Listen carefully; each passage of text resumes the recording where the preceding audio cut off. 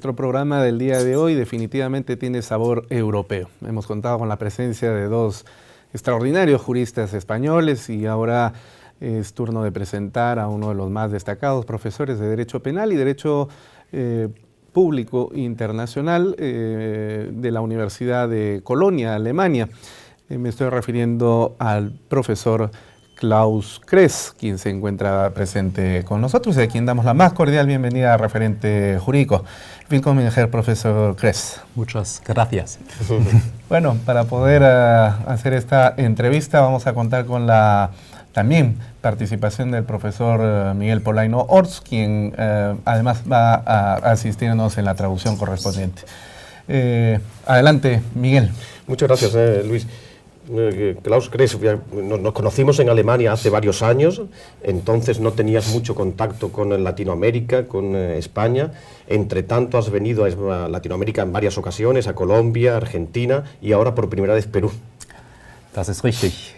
Meine ersten Erfahrungen mit Südamerika gehen zurück auf einen kurzen Besuch in Buenos Aires und dann in der Tat einige Reisen nach Kolumbien. Dieses Land durfte ich in den letzten Jahren besser kennenlernen und jetzt bin ich sehr froh, das erste Mal in Peru zu sein und bedanke mich sehr für den gastfreundlichen Empfang. Tenemos un conversatorio en Lima hoy, un instituto prestigioso de Derecho Penal Económico, y tenemos mañana un viaje a Huánuco y allí das dos conferencias sobre el tema de Derecho Penal Internacional. Genau, das ist richtig. Übermorgen, glaube ich, geht die Reise nach Huánuco und dort werde ich zum Internationalen Strafgerichtshof sprechen, einen Vortrag über die allgemeine Situation des Gerichts, eine erste Rechtsprechung und dann werde ich zum Verbrechen gegen die Menschlichkeit einen Vortrag halten, denn ich habe den Eindruck, das ist ein Thema, das für Peru, auch für Peru in den letzten Jahren eine gewisse Bedeutung hatte. La Corte Penal Internacional, bueno, comenzó a andar en el año 2002, después del Tratado de Roma, que se firmó en el año 1998. En estos 15 años de balance, ¿cuál podría ser el resumen de ese balance, ¿no? 15 años de la Corte Penal Internacional. Es ist tatsächlich noch eine sehr junge Institution. 15 Jahre klingt vielleicht schon nach einem gewissen Alter, aber überlegen Sie mal, auf welche Zeiten der Erfahrung, das sind ja zum Teil Jahrhunderte, nationale Strafgerichtsbarkeiten zurückblicken können und dementsprechend auch gewachsene Institutionen, lange, feste Rechtsprechung. Und das ist beim Internationalen Strafgerichtshof ganz anders. Du sagst, es ist 1998 erst, ist der Gründungsvertrag verhandelt worden in Rom und 2002 ist dieser Vertrag erst in Kraft getreten. Also seit 2002, seit 15 Jahren arbeitet das Gericht erst. Es ist also von daher gar nicht so leicht, eine Zwischenbilanz zu ziehen nach 15 Jahren. Es hat durchaus auch Kritik gegeben am Internationalen Strafgerichtshof. Eine verbreitete Kritik lautete, warum hat es so lange gedauert, bis der Gerichtshof ein erstes Urteil oder ein erstes Verfahren zum Abschluss gebracht hat, ein erstes Urteil gefällt hat. Es gab dann auch kritische Bemerkungen, dass vielleicht zu Beginn der Arbeit dieses Gerichtshofs die Chemie zwischen den einzelnen Verfahrensorganen noch nicht so stimmte, dass man zueinander finden musste. Und dann gab es in den letzten Jahren eine phasenweise intensive politische Auseinandersetzung mit einer Reihe von afrikanischen Staaten, die mit der Arbeit des Gerichtshofs nicht ganz einverstanden waren, geltend gemacht haben, dass der Strafgerichtshof vielleicht sich zu sehr mit Afrika beschäftigt und andere Weltregionen vernachlässigt. Also das ist eine Seite. Das durfte aber eigentlich niemanden überraschen, dass es eine solche Institution neuartig vor solchen Herausforderungen stehen und natürlich immer mit eminent politischen Konstellationen konfrontiert, auch schwer haben würde, Kritik hören würde. Auf der anderen Seite meine ich, und das ist vielleicht doch langfristig die wichtigere Erkenntnis, ich würde meinen, dass nach 15 Jahren sich der Internationale Strafgerichtshof als ein neues internationales justizielles Organ auf der internationalen Ebene etabliert hat. Das heißt, dass man international mit ihm rechnet, dass er zu einem der Akteure geworden ist, neben den bekannten Akteuren, etwa bei im Bereich der internationalen Beziehungen natürlich die UNO, der Sicherheitsrat der Vereinten Nationen. Aber jetzt ist der Strafgerichtshof in vielen weltpolitischen Krisen eine Institution, auf die man auch schaut und bei der man fragt, kann der Strafgerichtshof tätig werden, ist er tätig geworden? Und vielleicht der letzte Punkt, nach 15 Jahren, auch wenn es vielleicht dem einen oder anderen zu lange gedauert hat, gibt es doch sehr bemerkenswerte Ansätze einer ersten Rechtsprechung, sowohl im materiellen Recht, hat der Gerichtshof zu einer ganzen Reihe von wichtigen, spannenden Fragen inzwischen Stellung genommen, aber auch im Strafverfahrensrecht. Bedenken Sie, das ist ein ganz neues Strafverfahrensrecht, das dieser Gerichtshof in seiner ersten Judikatur hat entwickeln müssen. Para que nuestros televidentes que nos están siguiendo, un resumen de toda la Bueno, profesor, yo le pregunto al profesor cuál era el balance de la Corte Penal Internacional. El Tratado de Roma se firmó en el año 1998, varios años después, en el año 2002, después de alcanzarse el número suficiente de ratificaciones, comenzó a andar esta Corte Penal Internacional en julio del año 2002, ahora va a hacer 15 años. ¿Cuál es el balance de estos 15 años, no? Dice el profesor que al principio, los primeros años, pues fueron un poco dificultosos y que tardó la Corte pues un tiempo en emitir la primera sentencia. También momentos de comienzo a funcionar pues son especialmente complicados. Después, digamos, el funcionamiento ha ido más rodado. En los últimos tiempos pues ha habido un funcionamiento más intenso, a propósito de algunos casos, de algunos supuestos en África, con países africanos, y que él considera que en todo caso no debía sorprender pues estas dificultades que surgen en el funcionamiento de todo órgano jurisdiccional internacional. Estas dificultades pues son lógicas y son comprensibles, pero que él considera que el balance es ciertamente positivo, que después de estos 15 años se ha convertido en un órgano pues muy establecido, desde el punto de vista internacional, y que se tiene en cuenta desde el punto de vista internacional, no solamente en su labor jurisdiccional, sino también como referente, como órgano internacional, ¿no? Y que se plantean en todo caso pues algunas cuestiones interesantes, no solo desde el punto de vista del derecho penal, sino también desde el punto de vista del derecho procesal. Esto, digamos, un poco el resumen de todo. Ahora, a mí me gustaría saber, profesor Cres, si el derecho penal internacional es consecuencia del proceso de globalización que viene experimentando el planeta durante estos últimos 25 o 30 años aproximadamente, o si más bien por el contrario es la necesaria consecuencia de la evolución del derecho penal. Eso por un lado.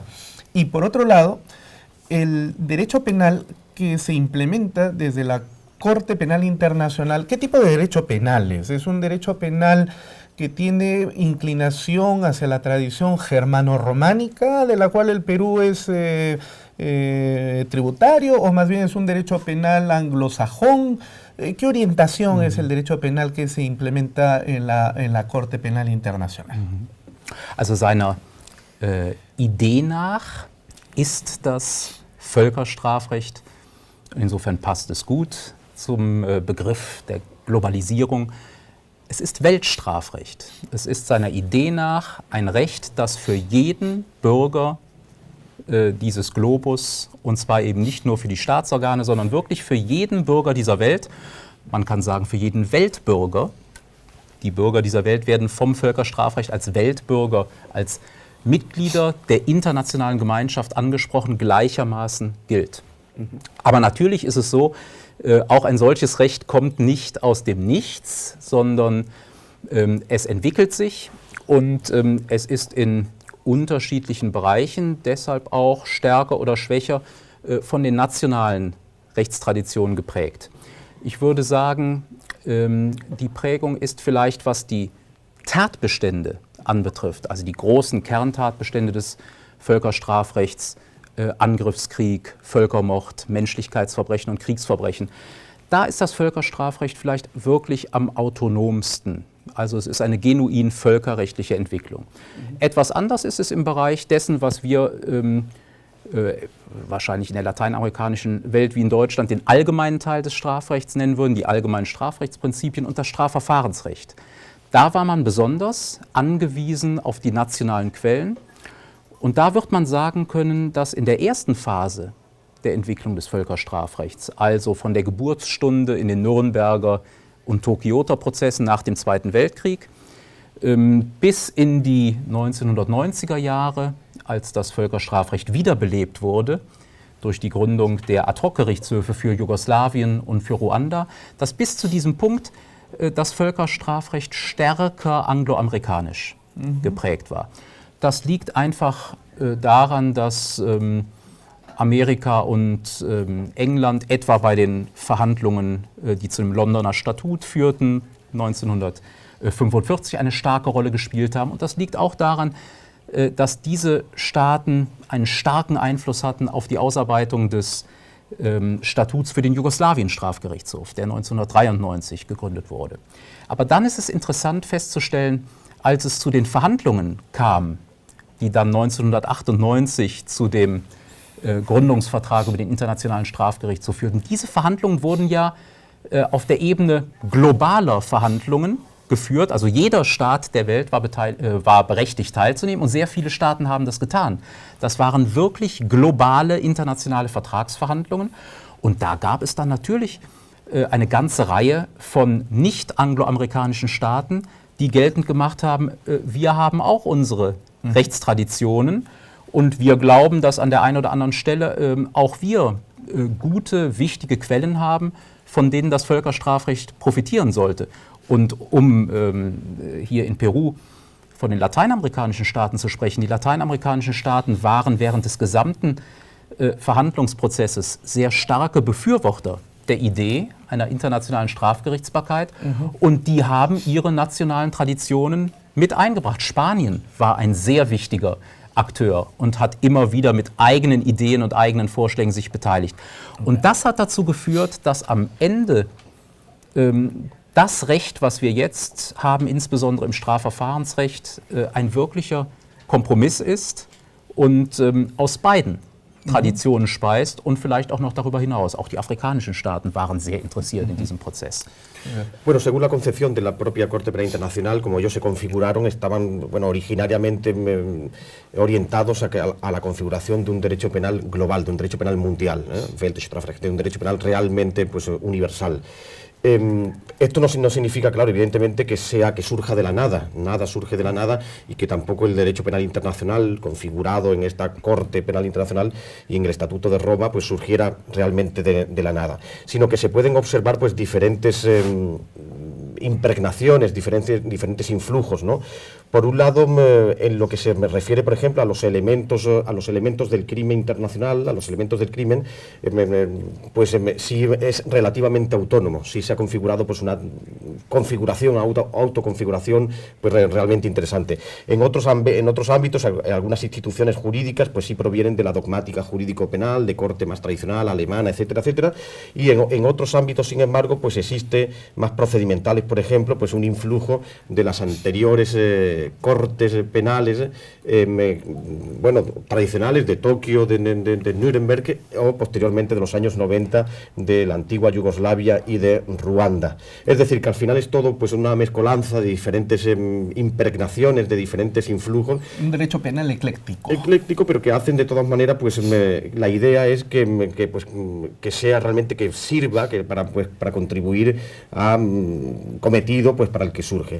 Ha resaltado también el profesor Cres que en el año 1998, cuando se estaban discutiendo los términos de ese Tratado de Roma, pues muchos países realmente intervinieron y tomaron parte activa en ese proceso. Ha citado a varios, ¿no? Y países que a su vez reclamaban su propia tradición jurídica y querían pues poner su sello, digamos, en ese tratado. Ha mencionado algunos países, que España, por ejemplo, tuvo un papel importante, pero en fin, que al final pues es una mezcolanza, un derecho penal internacional surgido de varias impregnaciones de diferentes influjos y que contribuye en todo caso pues al salvamento de determinados bienes jurídicos de extraordinaria relevancia en el mundo internacional. Muy bien. Bueno, agradecemos entonces la voz y presencia del profesor Klaus Cres.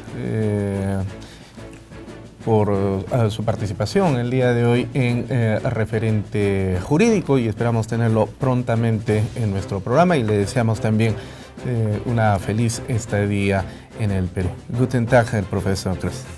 Muchas gracias. Muchas gracias. Bueno, vamos a una pausa comercial y regresamos.